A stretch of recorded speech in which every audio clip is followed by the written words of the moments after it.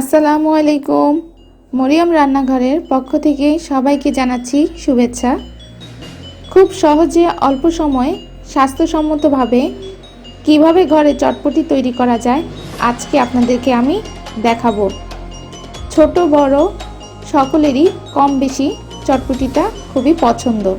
তো চলুন, এখানে আমি 250 গ্রাম মটর ডাল বা চটপটির ডাল নিয়েছি।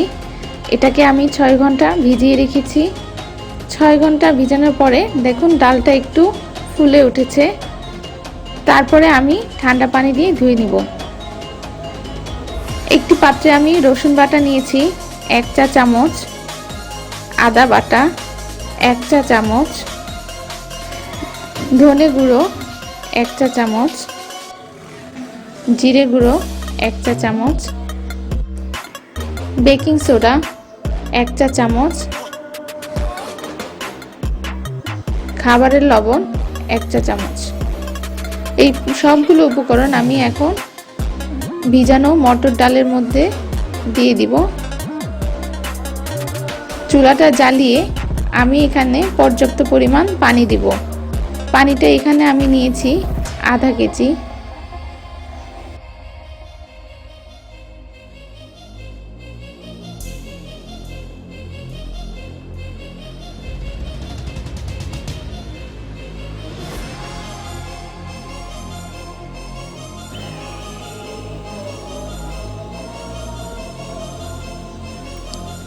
অর্থাৎ ডালটা আমার সিদ্ধ হওয়ার জন্য যতটুকু পানি লাগবে আমি দিব এখানে। 40 মিনিট পরে আমার এই ডালটা দেখুন সিদ্ধ হয়ে গেছে। হাত দিয়ে টিপে দেখছি।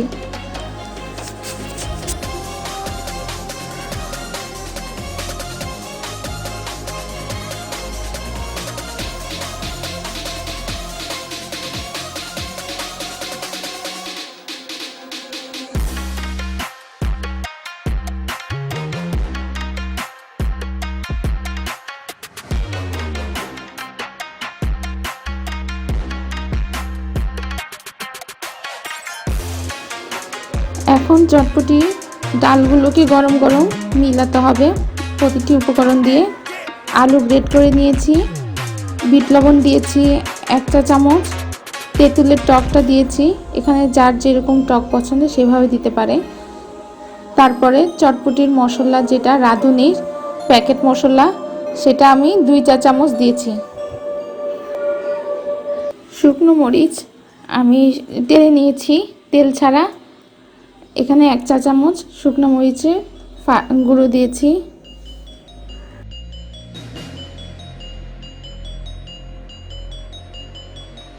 এগুলো সবগুলো উপকরণ একসাথে গরম গরম ভাবে মিলাতে হবে।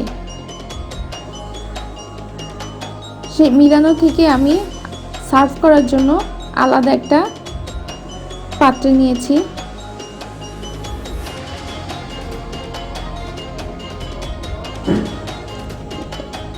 অবশ্যই সেটা গরম থাকা অবস্থায় মিলাতে হবে। এবং পরিবেশনের জন্য আমি নিয়েছি পেঁয়াজ কুচি, সিদ্ধ ডিম দুটো, শসা কুচি, তেঁতুলের টক, ফুচকা, টমেটো কুচি, কাঁচামরিচ কুচি, ধনেপাতা কুচি।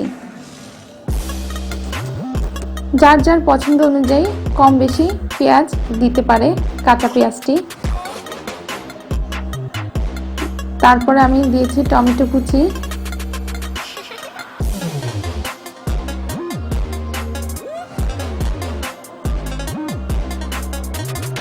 কাঁচামরিচ কুচি, পছন্দ অনুযায়ী ঝাল কম বেশি ব্যবহার করতে পারেন।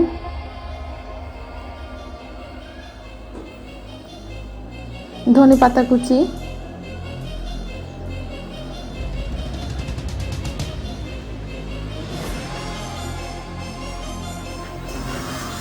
ফুচকা। এই ফুচকাটি আমার রেসিপিতে দেওয়া আছে,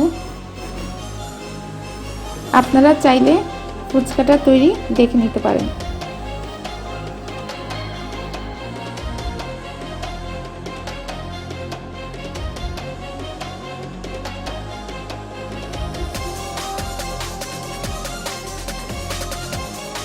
সর্বশেষে আমি যেটা দিব, ডিমটাকে গ্রেট করে দিয়েছি উপর দিয়ে। তৈরি হয়ে গেল আমার সুস্বাদু মজাদার চটপটি রেসিপিটি। আমার রেসিপিটি অনুসরণ করে আপনারা বাসায় অবশ্যই ট্রাই করবেন। কেমন হয়েছে সেটা আপনাদের মূল্যবান মতামতটি আমাকে কমেন্ট বক্সে জানাবেন। আর যারা এখনও আমার চ্যানেলটি সাবস্ক্রাইব করেন নাই তারা আমার চ্যানেলটি সাবস্ক্রাইব করে নিন এবং পাশে যে বেল আইকনটি আছে সেটাকে ক্লিক করে নিন। তাহলে আমার নতুন রেসিপিটি সবার আগে আপনার নোটিফিকেশনে চলে আসবে। আজ এই পর্যন্তই, দেখা হবে ভিন্ন কোনো রেসিপি নিয়ে। ভালো থাকবেন, আল্লাহ হাফেজ।